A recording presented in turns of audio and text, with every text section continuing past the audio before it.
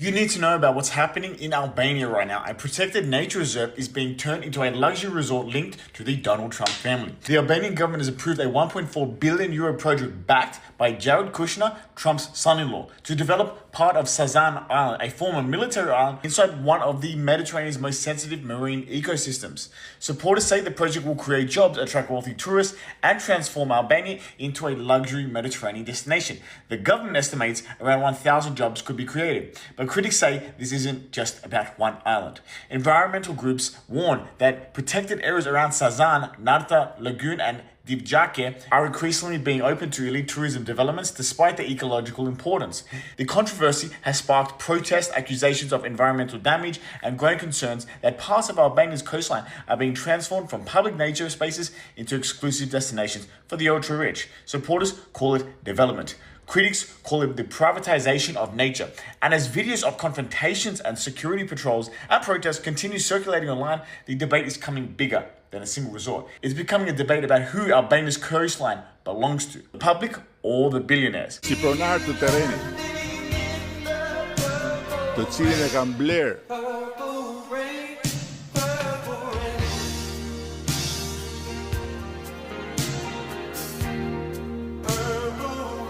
We were going to talk about something else today, but I got inundated with requests to talk about what is happening in Albania right now. And obviously that is much more pressing than what we were going to talk about. So we're going to talk about that tomorrow. We're going to talk about Albania right now, because literally what Jared and Ivanka are doing in Albania is so outrageous, and there are people out in the streets protesting because of the actions of our president's son-in-law and daughter. Okay, let's get into what's going on. So the Prime Minister of Albania, Edi Rama, literally sold an island to Jared Kushner's investment firm, Affinity Partners. And this island is called Sazan Island. It belongs to Albania. It is a very fragile ecosystem that is home to many protected species of animals and marine life. Like, it's basically a nature reserve. Some Albanians even consider it to be like a sacred ground. Regardless, this is Albanian land owned by the Albanian people that is not for sale, which is why Albanians are out in the street protesting the sale of Sazan Island, because it belongs to them, okay? And the Prime Minister of Albania sold this piece of Albania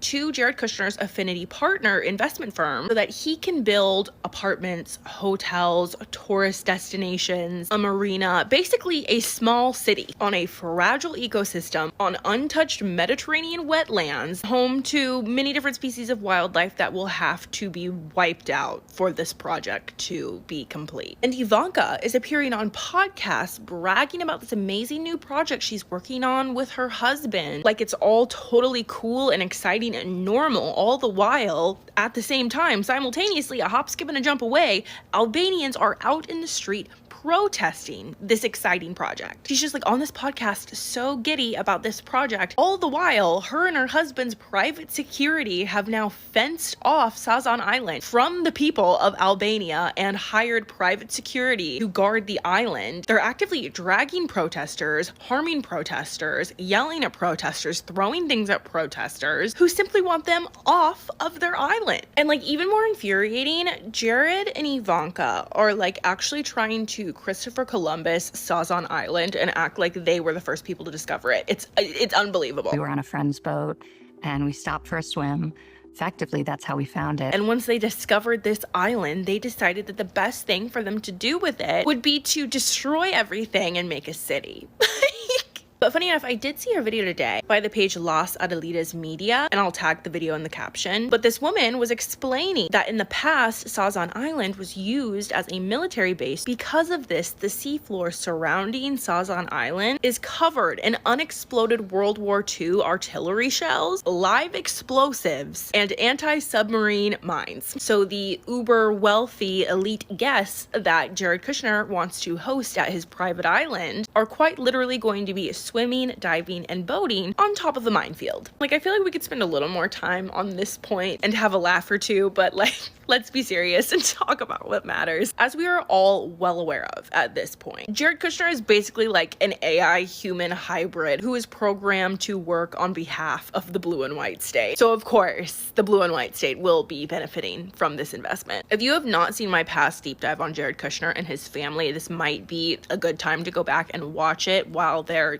really messing things up in Albania. But like we talked about in that deep dive, we know that Jared Kushner founded Affinity Partners right after the first Trump administration. And a lot of Jared Kushner's funding comes from the UAE, Saudi Arabia, and the blue and white state. So all of those places ultimately benefit from Jared Kushner's investments, while other places like Sudan and Palestine suffer. So Jared Kushner's Affinity Partners is what made him a billionaire. And since the creation of his investment firm, he has been routinely investing in American and blue and white state companies and expanding those companies throughout the globe, into Asia, into Africa, throughout the Middle East, and now Albania. And what's even more disastrous is the fact that the Prime Minister of Albania is not a foolish man.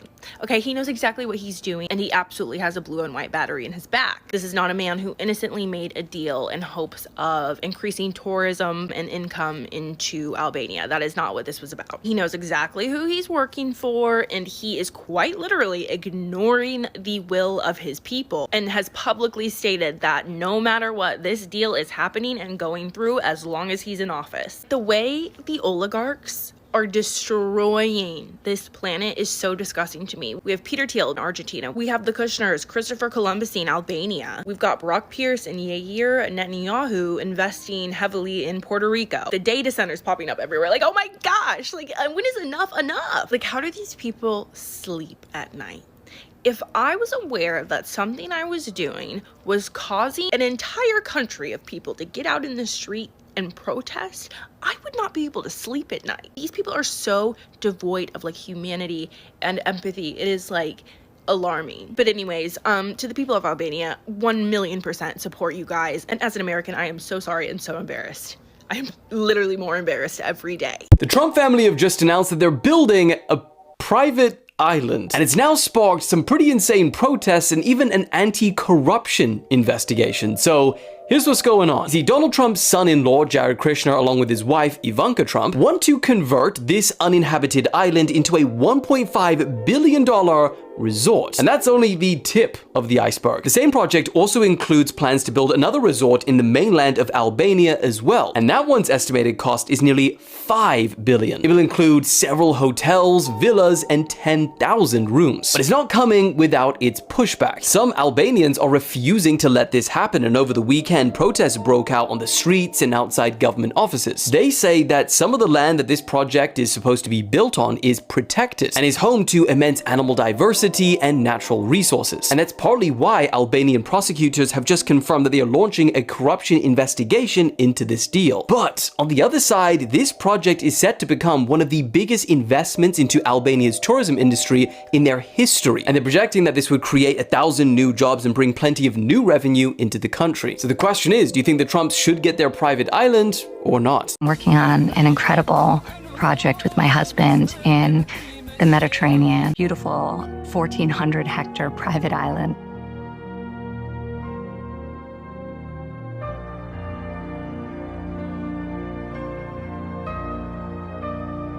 And then after talking to them and really sitting with Jared and sitting with Josh and finding out other pieces of information, I was like, wow, these guys might have really been holding Trump back and being very much a handler.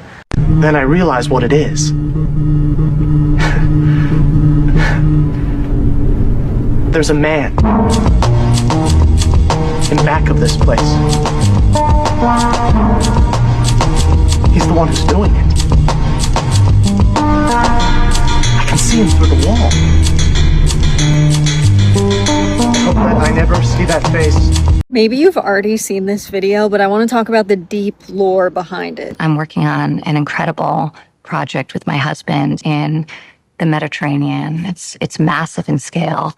I think that's an understatement. Can you explain? Yes, it is. There's no power on this island. You're building everything from scratch. Correct. Well, it's an unbelievable, beautiful 1,400 hectare private island in the middle of the Mediterranean. Amazing. What could possibly go wrong? A bunch of rich people having their own private island who are affiliated with Donald Trump. So Ivanka's husband, Jared Kushner, same guy negotiating on behalf of the United States at the table with Iran.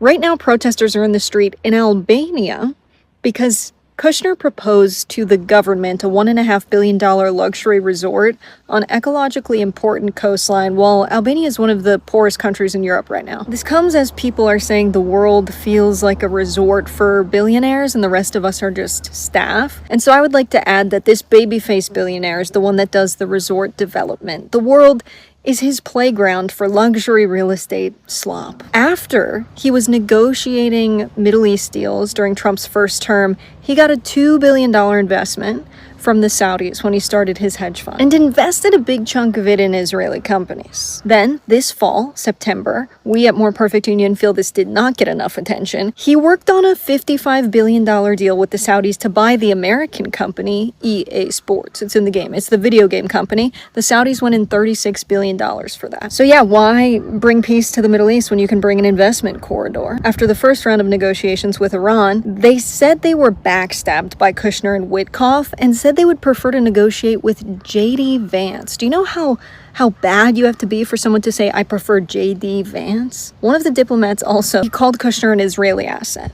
which is interesting because Netanyahu had slumber parties with Kushner. He would stay at the Kushner family home during his diplomatic visits to the U.S. But Jared Kushner would not call any of this conflicts of interest. What people call conflicts of interest, Steve and I call experience and trusted relationships that we have throughout the world. Maybe corruption was the trusted relationships we made along the way. Or maybe it was the war and billions of dollars. I don't know. When I finally go to heaven, I get to talk to God. I'm going to say, why did you let all these people think I was so crazy?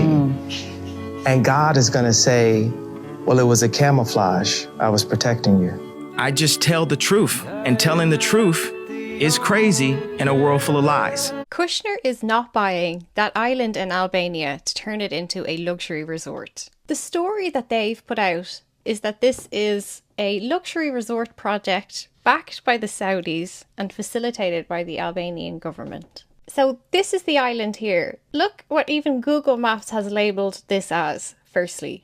But let's zoom out a bit.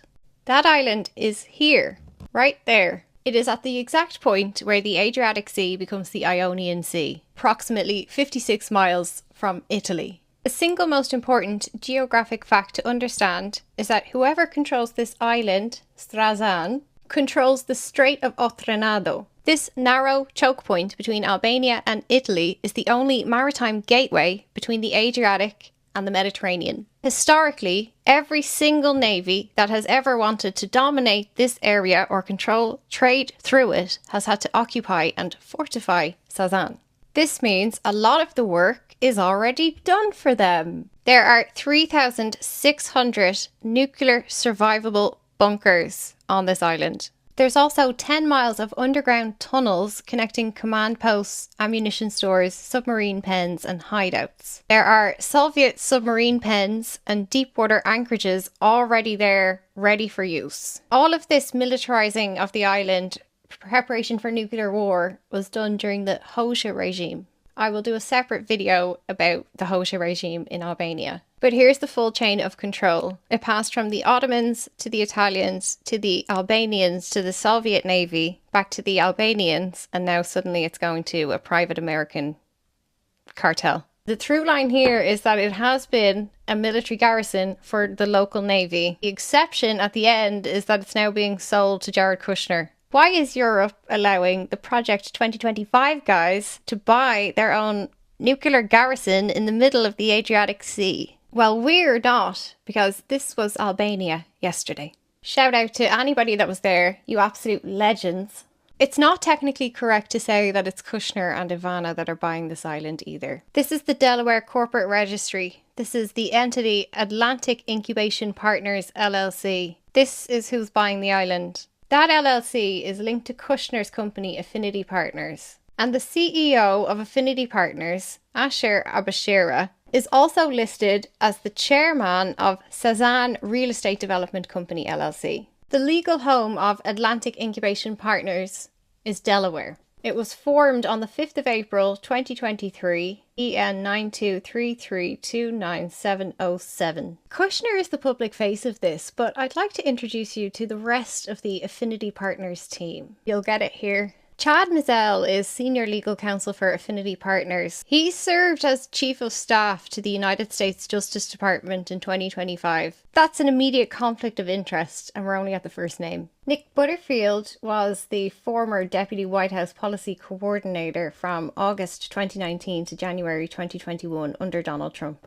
Also, before that, he interned during George W. Bush's administration. When you search for Lauren Key, the first thing that comes up is the letter that the US Finance Committee had to send her in this CFO role a year ago, saying specifically, I write seeking information relating to the recent revelation that 99% of the investment funds that you are managing is coming from the Saudi Arabian government. This is Chairman Wyden's letter to her, where he literally opens it saying, it is deeply concerning that several Middle Eastern governments are using funds managed by Affinity as a means to pay millions of dollars in fees to the president's son.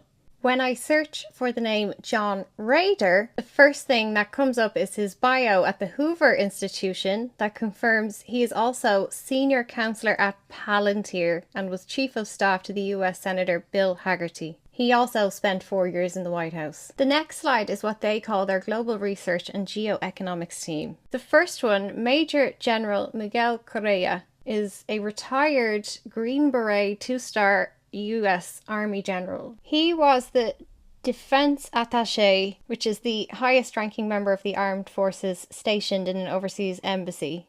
He was in Dubai. There, he coordinated a secret 2017 US Special Forces rescue of a downed Emirati helicopter in Yemen. He saved a wounded Emirati royal and became the personal hero to the Crown Prince. He is credited with coining the name Abraham Accords. Charming. The next one is Kevin Hassett, Head of Global Research. Another screaming conflict of interest. Hello? Is the US democracy just for decoration? He is currently the director of the White House National Economic Council, the most senior economic policy job in the building. He is also a senior fellow at the American Enterprise Institute, a teacher at the Columbia Business School, and as research affiliation with NBER. So the man who is currently the architect of US economic policy is also the head of research at a fund that is 99% financed by Middle East countries. That is a live conflict of interest, an unresolved one that demands a disclosure check, but it's not my country,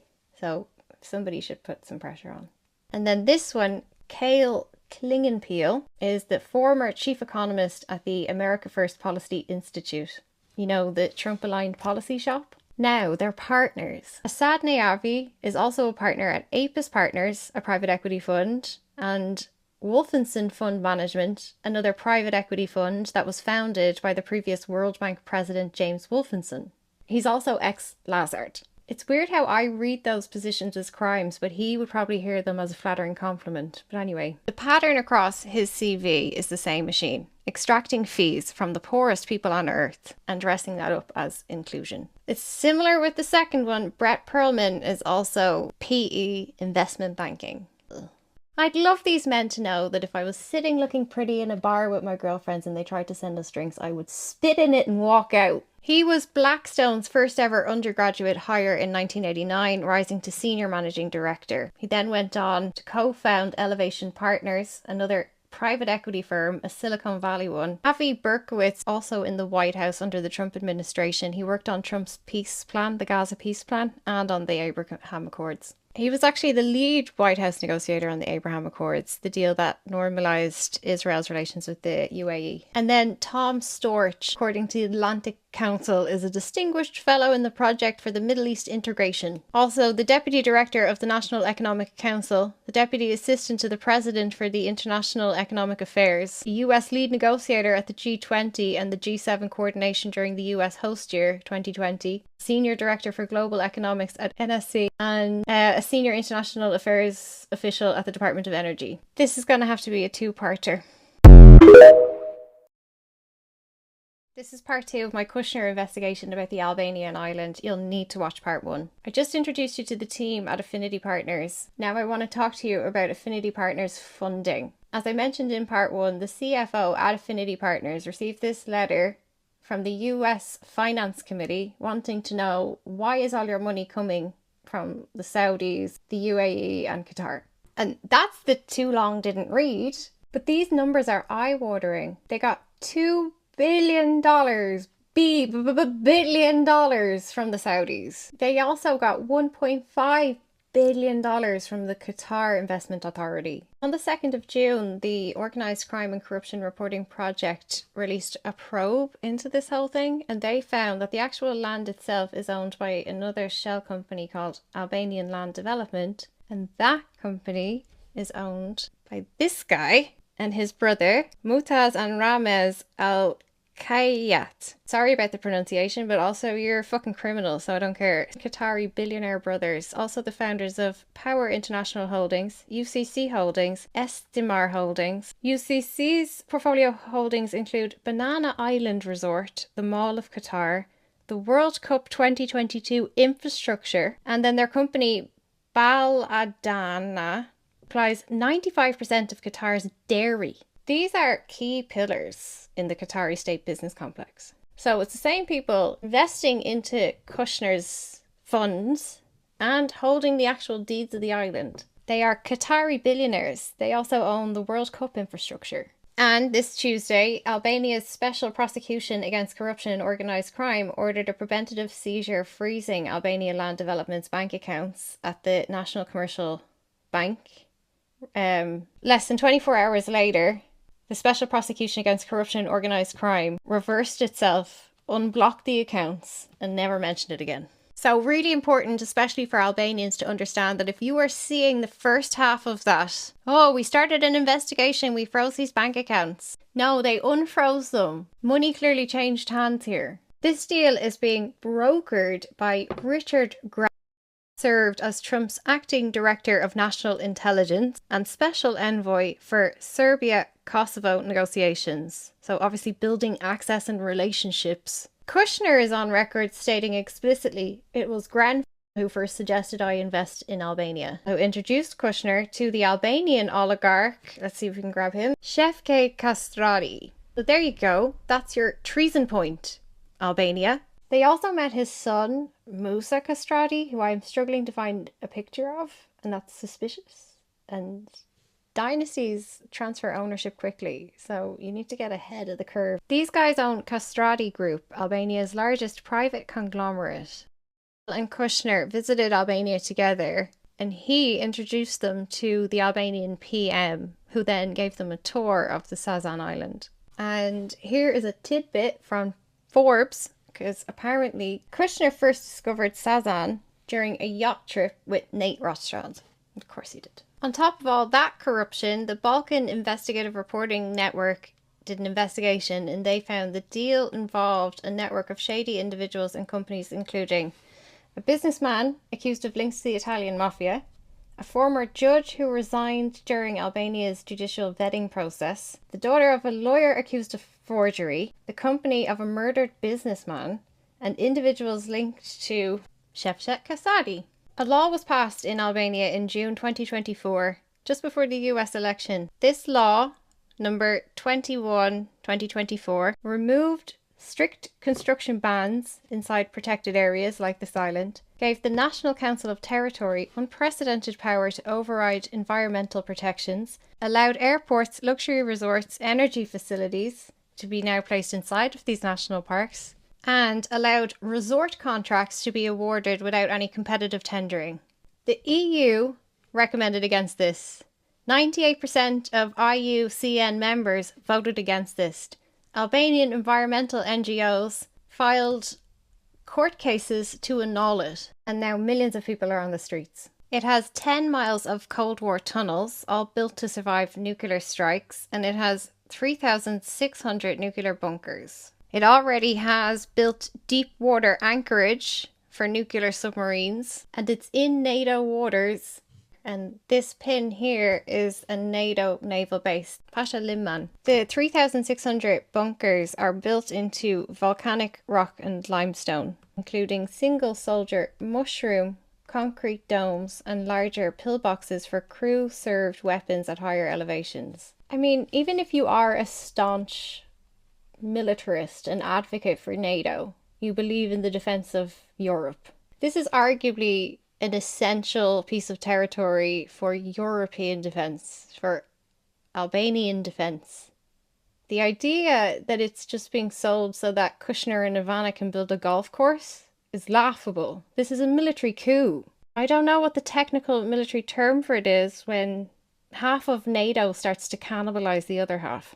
This island was constructed specifically to withstand a nuclear attack. So yesterday I reported about the fusion of the US military and the Israeli military, and today I am reporting about the fact that the people who created that fusion policy also bought an island full of nuclear bunkers. They're trying to buy the island. We need to stop them.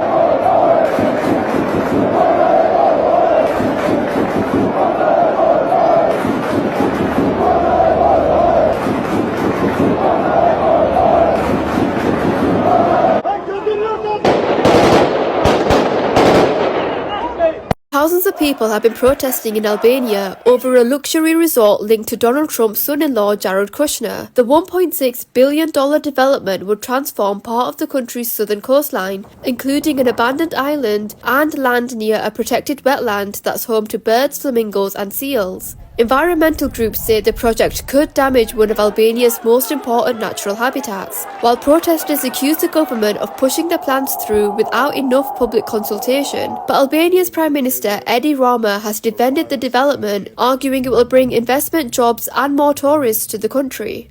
Albania fought so hard for its sovereignty and for democracy and to have a say in how the country is, from the Roman Empire to then having the Ottoman Empire take over and then getting free from the Ottoman Empire and fighting against that, to then almost have the country separated by neighbouring states, and then fast forward, so this is around 1912, 1920, to then having Italy and Nazi Germany taking or occupying it, and then they fought against that, to then having a dictator that was extremely paranoid of World War III and claimed he was communist for 50 years, over 50 years, put them in like an isolation, so much that when they came out of that and they were free from that, it almost devastated the bankings and many things in the economy. So Albanians are rightfully so angry when their land is sold off to Donald Trump's son-in-law, because the reality is it's going to damage the wildlife, kill off the wildlife and nature, because capitalist developments never really care about the nature, as well as it may bring in some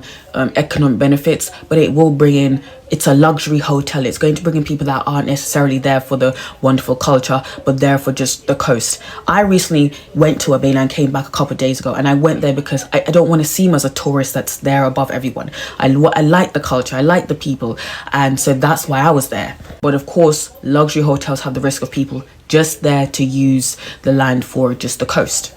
Anyways, that's why you might be seeing a lot of protests, because they're trying to defend their country, they defend their land. It's been centuries of them not having a say. And also protests they're the biggest tool that people have in a democracy, because demos means for the people. If the people don't agree, then you're not doing democracy right. Nuk keni absolutisht asnjë transparencë për të kërkuar lidhur me këtë projekt.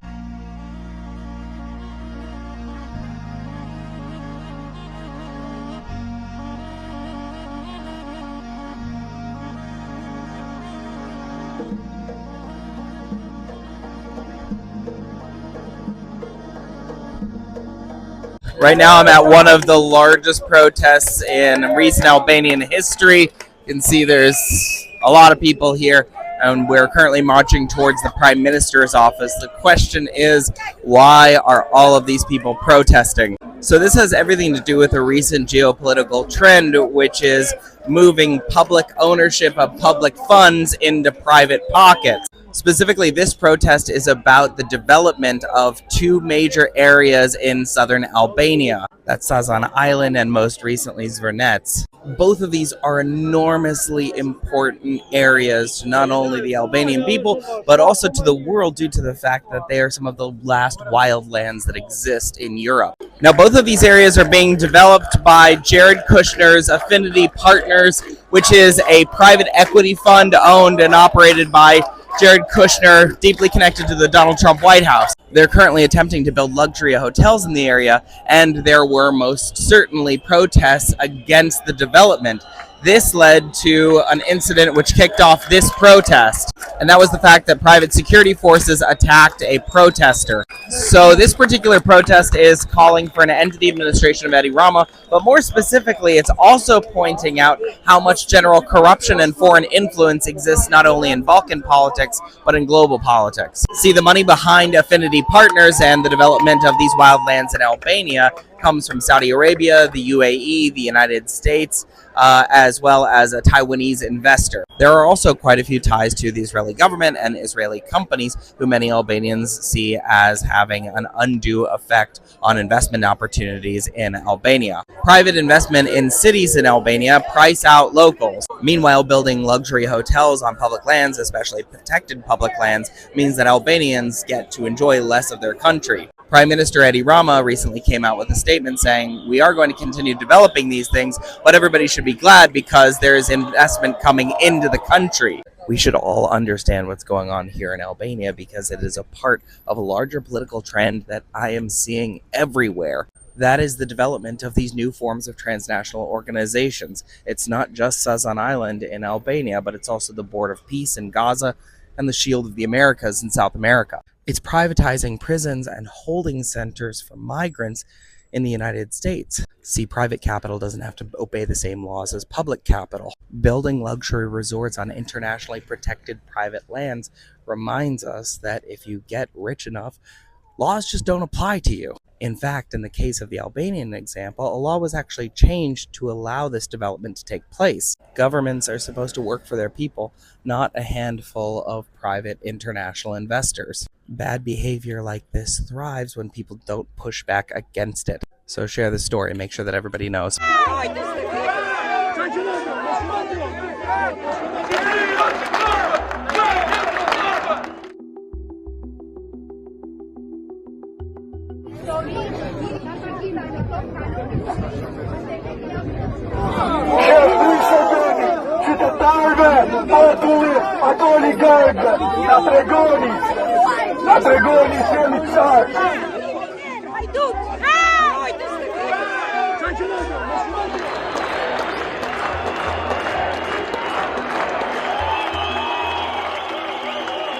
Ka një revolt madhe popullore për atë që po ndodh në gjithë Shqipërinë, ama shkëndija ishte ngjarja në Zvernec që e pam gjithë në rrjetet sociale, një shqiptar u tërhoq zvarr nga disa persona me bluzë zezë, një firme sigurie, sepse po protestonte kundër një gardi që është vendos aty në mënyrë të jashtëligjshme.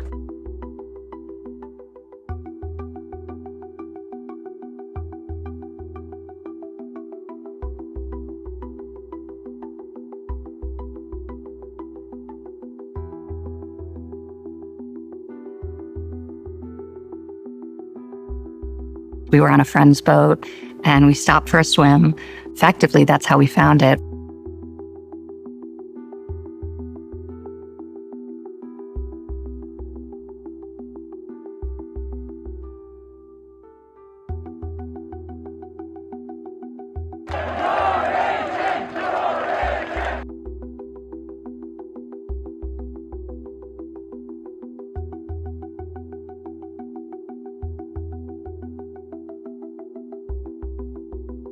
Albania is a small yet beautiful country located in southeastern Europe, bordered by Montenegro to the northwest, Kosovo to the northeast, North Macedonia to the east, Greece to the south, and the Adriatic and Ionian Seas to the west and southwest, respectively. Its rich history and geography have contributed to the country's unique culture and diverse landscape. Albania's geography is characterized by a range of natural features, including rugged mountains, fertile valleys, and beautiful coastlines. The Albanian Alps are the highest mountain range in the country, with peaks reaching up to 2,700 meters. The country also has several national parks, including the Theth National Park, which is home to some of the country's most spectacular scenery. The country's coastline is also a major draw for visitors, with stunning beaches and crystal-clear waters. The Albanian Riviera, in particular, is a popular destination for tourists, with its picturesque fishing villages and secluded coves. The country's major rivers include the Drine, the Mat, and the Shkumbin, all of which flow into the Adriatic or the Ionian Sea. Albania's history dates back thousands of years, with evidence of human habitation dating back to the Neolithic era. The Illyrians were the earliest known inhabitants of the region, and they were later conquered by the Greeks, the Romans, and the Byzantines. In the 15th century,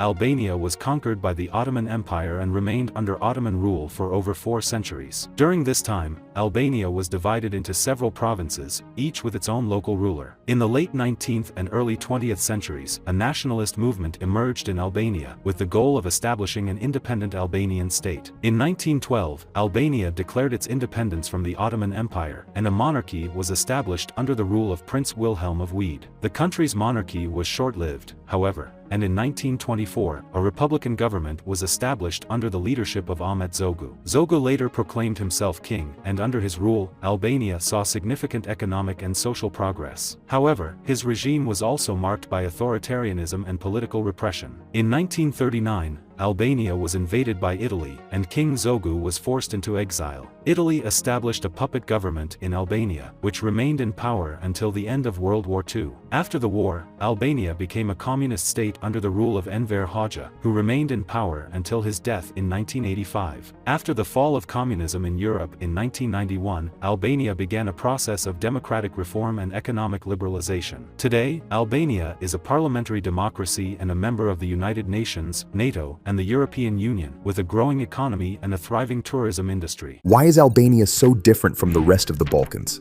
Albania is a country in southeastern Europe, located along the Adriatic and Ionian Seas, between Greece, Montenegro, and North Macedonia. It covers about 28,000 square kilometers and has a population of around 2.8 million people. Its capital, Tirana, is the largest city in the country. Albania declared independence from the Ottoman Empire in 1912, while much of the surrounding region later became part of Yugoslavia. But Albania followed a completely different path. After World War II, the country became a communist state under the rule of Enver Hoxha. Over time, Albania cut ties with both the Soviet Union and later China, becoming one of the most isolated countries in the world. And here's what makes it truly unique. During that period, over 170,000 bunkers were built across the country in case of invasion. You can still find them today, on beaches, in mountains, and even in cities. Despite its size, Albania has a distinct identity, influenced by Mediterranean and Balkan cultures.